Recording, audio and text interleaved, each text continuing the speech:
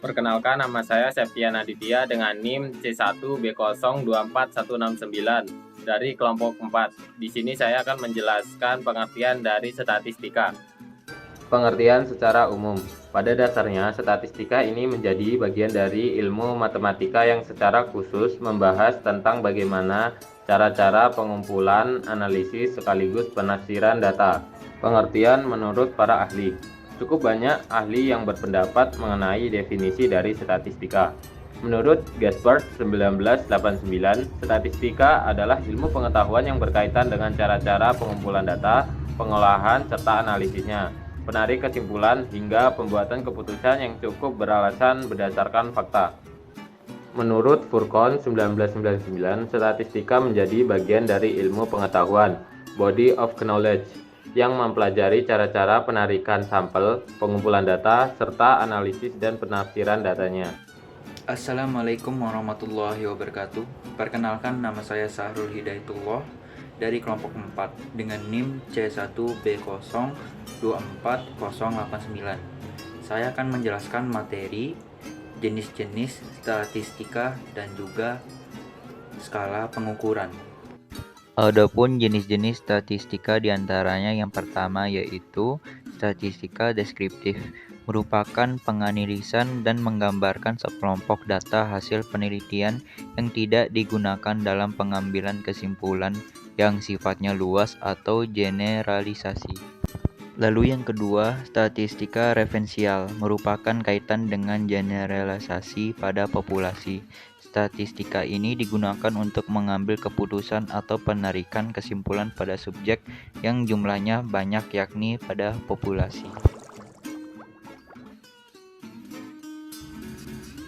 Assalamualaikum warahmatullahi wabarakatuh. Perkenalkan, nama saya Retno Pauline dengan NIM C1B024172. Saya dari kelompok 4.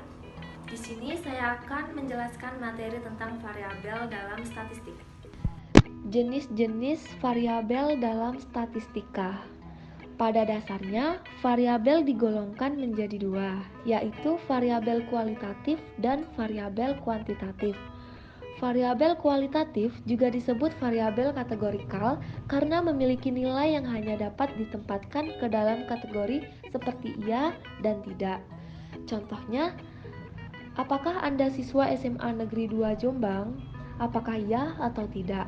Contoh lainnya, nilai ujian matematika Anda apakah di bawah rata-rata, rata-rata, atau di atas rata-rata?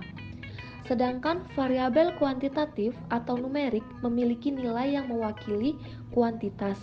Variabel numerik dibedakan lagi menjadi dua, yaitu variabel diskrit dan variabel kontinu. Variabel diskrit memiliki nilai numerik yang dihasilkan dari proses penghitungan. Variabel kontinu menghasilkan data numerik yang didapat dari proses pengukuran. Contohnya, waktu yang dibutuhkan dari rumah ke sekolah karena responsnya mengambil nilai apapun dalam kontinum atau interval, tergantung pada presisi instrumen pengukur. Contoh lainnya adalah variabel tinggi atau berat badan siswa. Perkenalkan, nama saya Afia Kesyara dengan nomor NIM C1B024171 dari kelompok 4. Di sini saya sebagai penyampai materi sumber pengumpulan data statistika.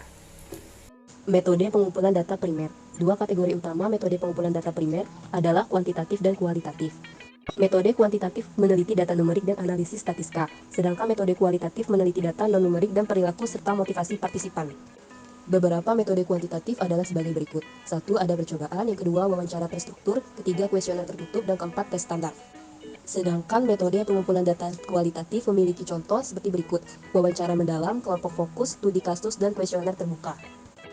Pengumpulan informasi langsung dari sumber melalui metode seperti survei, kuesioner, atau observasi merupakan salah satu jenis pengumpulan data dalam statistik yang disebut pengumpulan data primer.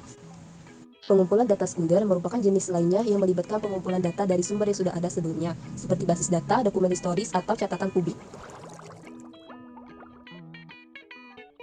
Skala pengukuran. Yang pertama, skala nominal, pengelompokan objek ke dalam kategori atau lebih. Yang kedua, skala ordinal, mengurungkan objek dari tingkatan rendah atau tinggi, atau sebaliknya.